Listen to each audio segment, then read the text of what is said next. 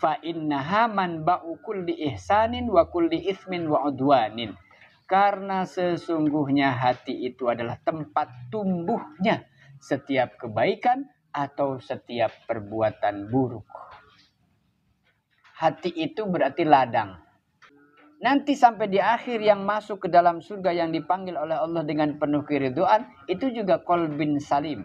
Hati yang selamat, hati yang sehat dari penyakit hati. Bagaimana kita tahu obat, sementara kita nggak tahu deteksi. Tidak pernah tahu apa ya penyakitnya. Datang cari obat.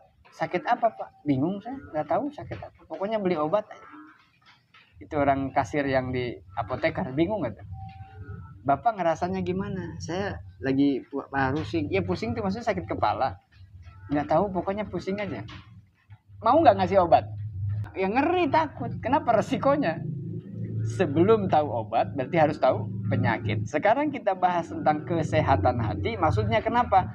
Karena hati itu adalah tempat di mana akan lahir, akan tumbuh setiap kebaikan, juga akan tumbuh sebaliknya. Setiap keburukan jadi sumbernya dari hati, juga setiap kebaikan sumbernya dari hati. Itu yang Rasul bilang, inna fil jasadi mudghah.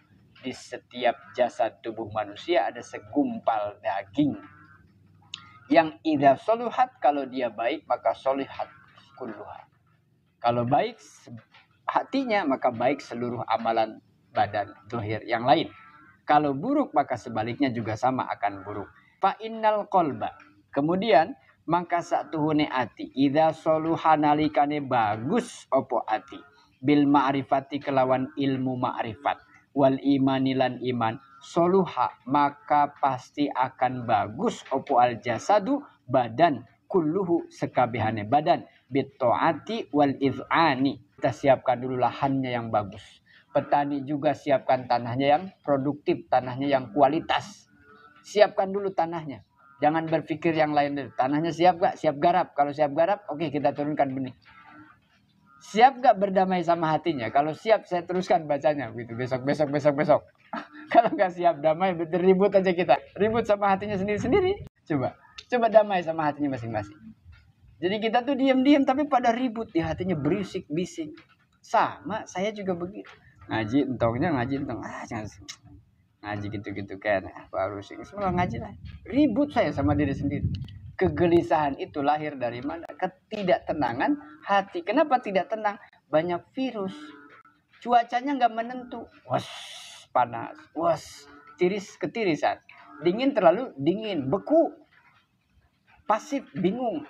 Ketika panas, kepanasan. Naik semangat setinggi-tingginya. Ketika turun, drop ngedropnya. Coba buat stabil bisa nggak? Kita angetin yuk, bahasanya gitu.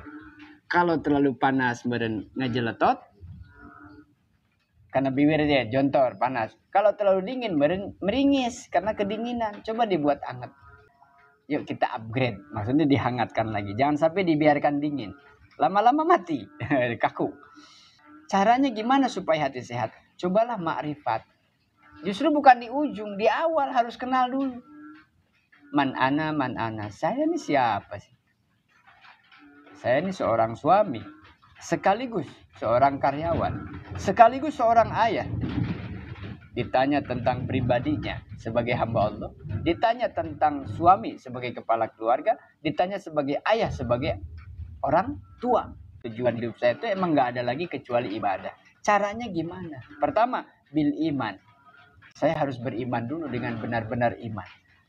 Ciri orang beriman berarti bersyariat, mengamalkan perintah Allah. Takwa itu maksudnya.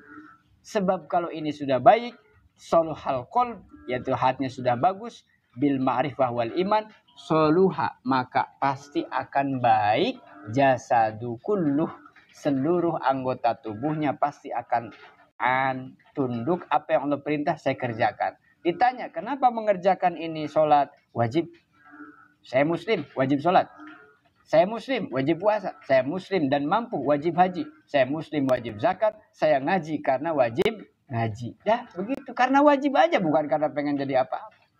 Dalam ngaji cenah sunah mah gitu sekali-kali nggak umur hidup ngaji gitu.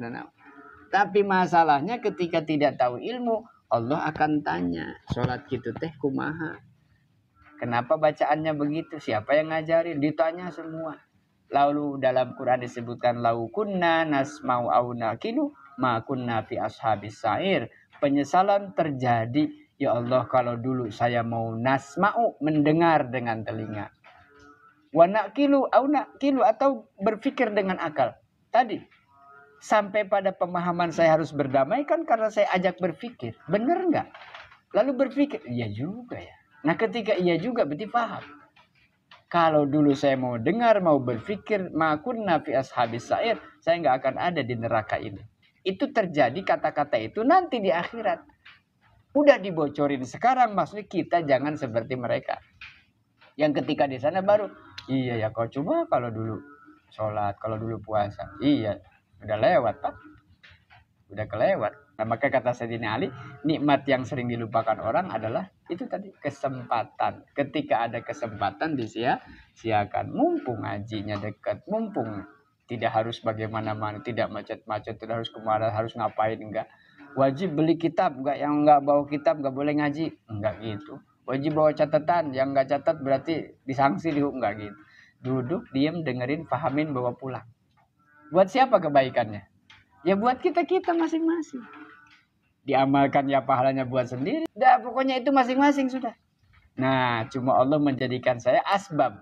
Melalui saya baca kitab, saya ngajar ngaji, berarti yang tadinya nggak tahu jadi tahu. Sudah tahu tapi kurang paham jadi paham. Sudah tahu paham tapi belum ngamalin, yuk kita bareng-bareng ngamalin. Tapi pertamanya dimulai dari berdamai dengan hati masing-masing. Sadari itu.